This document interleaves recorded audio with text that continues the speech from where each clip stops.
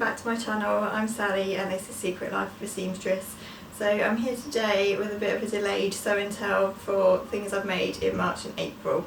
I've got 4 things. Most of them were using fabrics from my fabric haul video, which I put up about a month or so ago. So I think pretty much all of them are things that you were expecting me to make. The first thing that I'm here to talk to you about is what I'm wearing, which is this blouse. And if you remember from my fabric haul video, I said that I wanted to hack the Darning Ranges pattern, which you see here, which is very battered because I've used it so many times and made so many different versions of it. Yeah, I think I need to put that in a plastic folder or something. But anyway, this is my blouse. So what I did, I only had 1 metre of fabric, so I knew I'd have to kind of fiddle around with it quite a lot, but basically I made the bodice as it is on the pattern, and then I cut the skirt, cut a very short version of the skirt to make this peplum top.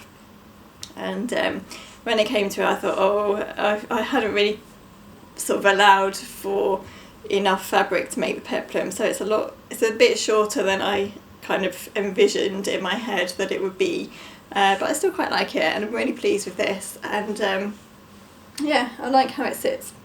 I think I quite like the cropped kind of style of it, and I just love anything that's button up at the moment. I'm a bit obsessed with shirt dresses and shirts and blouses, and you'll see from this video that 3 of the things I've got to talk about are actually button up shirts or blouses or dresses. So yeah, I'm on a bit of a button up theme at the moment.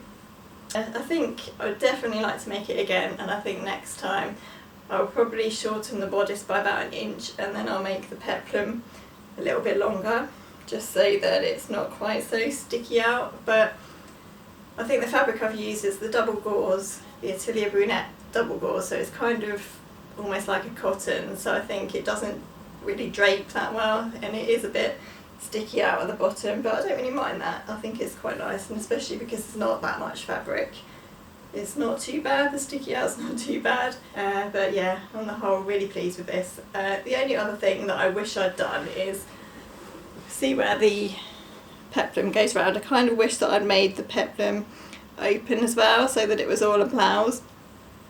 As it is, it's kind of like a skirt almost, I suppose, so I kind of have to open the buttons and then put it on, rather than just unbuttoning the whole thing and then buttoning it up, if you see what I mean, if that makes any sense. I've got quite a few ideas of how I can make other versions of this as well. I think I'd really like a drawstring version, so if you didn't gather up the bottom bit and you just kind of added it on straight, if that makes sense, and then ran a drawstring around here, I think that would be really nice if you pulled it up and tied it kind of in the waist. That could be really pretty, and also a sleeveless version in like a cotton dobby or a broderie anglaise or something like that would be really pretty. I thought I would just, before I go and get changed, talk about my next make, which is, this was my blog post for the fabric guys, and I'd ordered from them this really cute dog print jersey, which feels like a brushed jersey. It's really soft, and originally I was going to make a sweatshirt out of that, but when it came, it wasn't really sweatshirt material, and it was so soft and cosy, I thought it would make an excellent pair of pajamas, really, something really soft and cosy for her to wear at night. So that's what I decided to make, and I didn't have a pyjama pattern, so I kind of made one up. So the top is based on, well, it is a Stuff and Still pattern, which I picked up at the Knitting and Stitching show, and it's just a basic like long sleeve t-shirt pattern, which I thought I would make for the top. And then the leggings, I ordered a leggings pattern because I didn't have one already from Bobbins and Buttons, and she's another pattern designer that I found from the Knitting and Stitching show, and I'd seen the leggings pattern and I'd thought about buying it before, but I hadn't actually got around to buying it. So I downloaded that and printed it out, and they made perfect pyjama leggings, really, and so quick and easy to make. I've just got a little cuff there at the bottom. So yeah, they work perfectly as pyjama bottoms, and she really needed some nightwear, so perfect really. Yeah, it was really a quick and easy project, except for the fact that my sewing machine decided that it no longer wanted to sew a zigzag stitch anymore. For some reason it kept chewing up the cotton, and I don't know why. So I ended up sewing all of it on my overlocker, except for the hems, which I had to sew a straight stitch on, and I'm just hoping that it'll be okay, because there's not a lot. I mean, it's not going to be too stretched out while she's wearing it, I don't think anyway, so hopefully it'll hold okay. But yeah, that was a bit of a shame, but it did force me to sew the whole thing on my overlocker, which I've never done before. I've never actually been brave enough to sew anything completely on my overlocker, but the leggings I did, because there wasn't actually any top stitching or anything I needed to do on those, so they were all done on the overlocker, and I think I sewed them up in about half an hour. Really quick. I'll definitely be making more of those as a quick and easy project. So that fabric was from the Fabric Guys, and I'll link it down below. I think it would make a really pretty summer dress or something for a little girl as well. It's so soft. I don't know if it's a viscose jersey or what it is. I think it's just listed on their website as a brushed jersey, but I'll link it down below anyway. Back with my friend. He didn't like being shut out in the dining room while I was doing this, so he's come to join me. Oh, he's off. So next, continuing on the Darling Ranges theme, was the dress that I was planning to make in the Atelier Brunette viscose, I think, like a Dobby viscose, in this lovely rust colour, which is so lovely and silky and pretty, but it really frayed when I was working with it. It was quite difficult to work with. It was very slippery, very kind of thin, so I really had to take my time with it. And there was one point when I was making this where I thought I've really chosen the wrong fabric for this dress, because gathering up all like the gathering along the waistline and everything, it was just kind of falling apart, and I thought, oh, am I actually going to get this dress made? But I powered on and I got it made, and I'm really pleased with it. It's kind of exactly what I'd envisaged, and the length is actually just the length of the pattern. I didn't lengthen it. I'm 5'3.5", so this is where the dress falls naturally, kind of just below my knee. You'll see on the pattern picture that it's actually quite short, but I'm guessing that the model on that pattern is probably a bit taller than me, or obviously you can make it shorter if you wanted to. But yeah, I kind of wanted it to be a little bit longer, this one, so I just left it as it was and turned up like a 1 centimetre hem, a double 1 centimetre hem, so 2 centimetres in total. And yeah, not much else to say about this other than that I really love it. I ended up finishing it with these kind of, I think they're called coconut shell buttons. I was going to do self-covered buttons, but because the colour of the dress and the fabric is quite strong, I thought it'd be nice to have a little bit of a contrast, so I decided to go for these buttons instead. And yeah, I'm really happy with that. So last but definitely not least, because I love this one, is my make for Minerva for March, and that is this Tilly and the Buttons Mimi blouse. I'll just find the pattern and show you.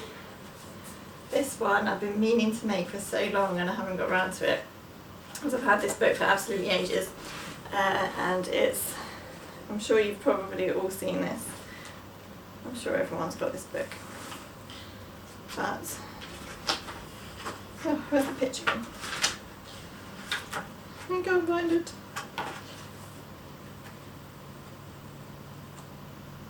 There we go. It's the Mimi blouse, and it's just like a really vintage looking blouse, and this was from a chiffon from Minerva. I did show it off in my fabric haul video, and it's just so lovely. It's navy, it's on a navy background with white and red flowers. It was really nice to work with actually. I was worried that it was going to be difficult to work with, but actually the Atelier Brunette fabrics that I'd worked with on the other two makes were worse than this one. So I cut it all out with a cutting knife, a rotary cutter, and a cutting board, because I find that easier with this kind of delicate fabric. And it's kind of that chiffon that's really thin, but it's not, it's quite sturdy, so it's quite easy to sew, and it went through the overlocker okay. I probably should have done French seams on it, but I didn't. I wasn't really in the mood for French seams that day. This is the collar, lovely like Chelsea collar, which was actually really easy to make. And then I finished it with these vintage buttons, which I got from a vintage market quite a long time ago, but I hadn't used, and I think they're perfect for this. Yeah, it's got a really nice kind of yoke here and a yoke along the back. I'm sorry about all the bending around, I haven't quite got used to where to put the camera so that I can show off things when I'm wearing them, but I'll get there. But yeah, and a really nice pleat on the sleeve. I was just going to mention that in my fabric haul video I'd kind of floated the idea about doing a hashtag for hacking the high street, and I mentioned it on Instagram as well, and people seem to be really interested in taking part in it, and then I kind of never mentioned it again. That was really because I think when all this coronavirus stuff came about, it made me really anxious, and I kind of just couldn't really think about sewing or making things or anything around that time, so I didn't really do any more about it. But I think maybe when it gets to May I might start that up, and if anyone wants to join in, maybe we can just find something on the high street, we can use the hashtag, and then maybe I'll share some photos, and we can all join in and hack something from the high street, and it might be really fun, and it might be a good thing to do to take our minds off of everything else that's going on in the world at the moment.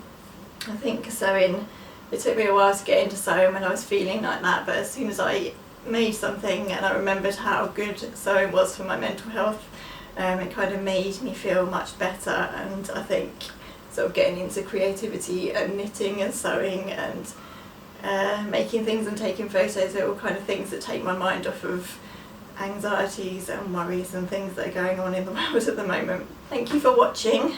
I would love you to subscribe if you haven't already, and if you've got any questions or comments or anything about anything that I've talked about, do comment below and I'll get back to you. Obviously you can follow me on Instagram as well, and I'll link that down below, and all of the fabrics and patterns and things that I've talked about I'll also link below so that you can go and have a look at those if you want to.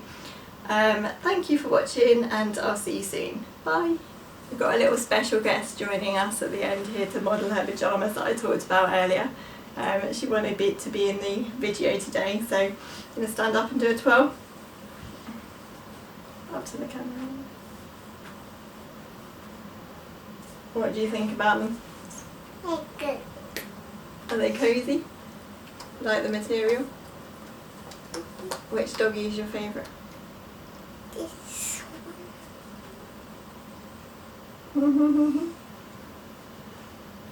Take a bow.